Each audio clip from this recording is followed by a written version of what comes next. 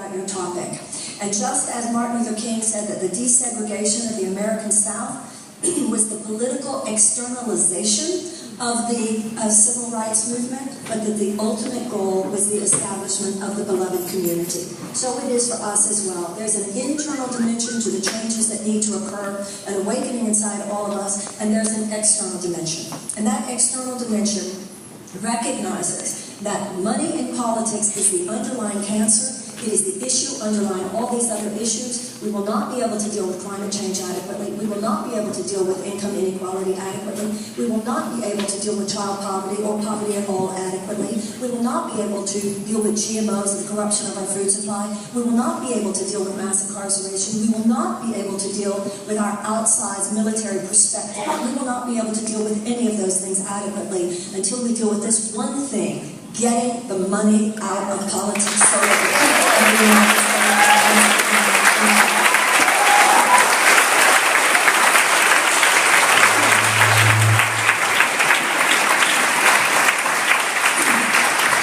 We're very fortunate here in Los Angeles because a national expert on this topic is one of us. He is a professor at UCLA Law School.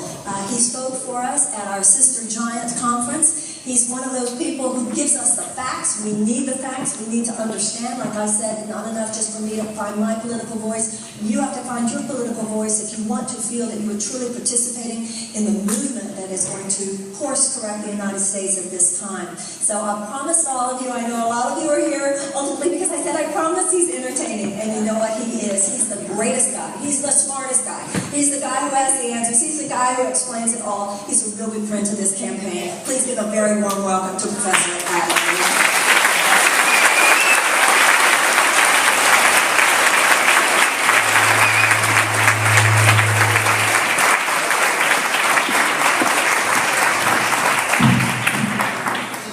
The Supreme Court issued a landmark ruling in a case called Citizens United.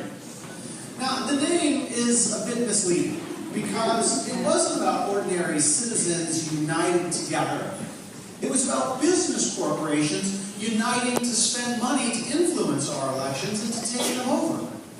In Citizens United, the Supreme Court held that business corporations have the same constitutional rights of free speech as ordinary individuals, and that they could spend unlimited amounts of money to try to influence our elections.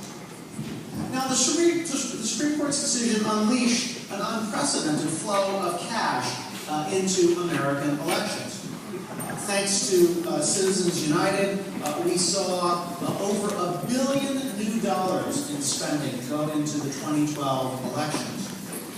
We saw the rise of super PACs that could accept unlimited contributions and spend them for ads favoring candidates.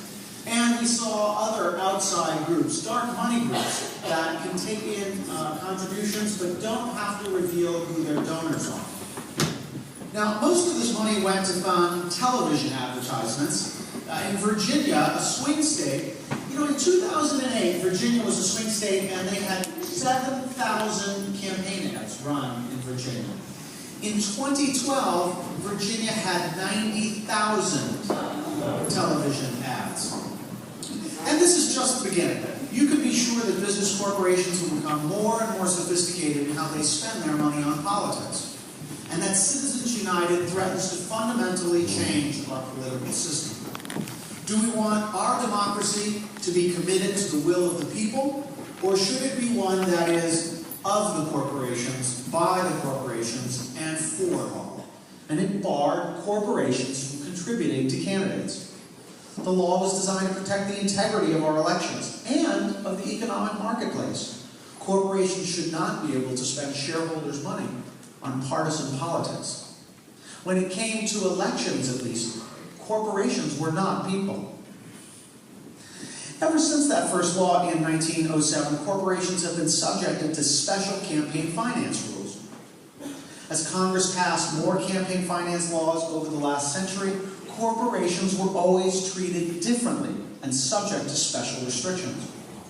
The U.S. Supreme Court upheld these restrictions in case after case after case. In 1990, the Supreme Court held that a law that prohibited business corporations from using their money to finance independent expenditures was constitutionally permissible.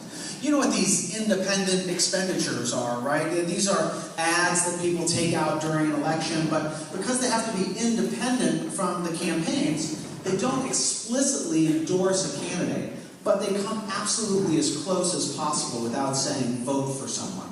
Right? They might say, you know, candidate John Doe is waging war on women. Or tell John Doe you don't like that he's beholden to Wall Street. Or John Doe should support equal rights for all. Wait a second. War on women, beholden to Wall Street interests, opposed to marriage equality. Who could that be? I don't know. Let's see. So the Supreme Court held that corporations could be barred from financing these types of ads, even if ordinary individuals were allowed to help finance those ads.